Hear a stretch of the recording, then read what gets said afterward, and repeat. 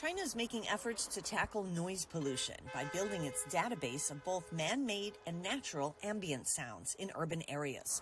According to the World Health Organization, environmental noise, which includes the sounds of traffic, construction, public transportation, and other sounds, is the second largest environmental cause of health problems after air pollution.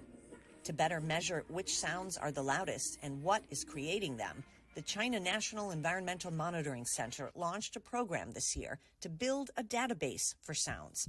So far, researchers have recorded sounds in over 80 cities, collecting about 80,000 recordings. The data will then be used to create a nationwide network for automatically monitoring acoustic environmental quality that's set to begin on January 1st of 2025. After the database is built, our next step is to train and test an intelligent sound recognition model. It will help us not only to check if noise levels exceed allowed limits, but also to identify where the excess noise is coming from.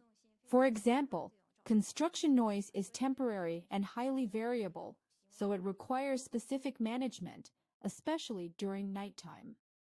Environmental noise can cause mental health-related issues like stress and anxiety, plus insomnia and ischemic heart disease.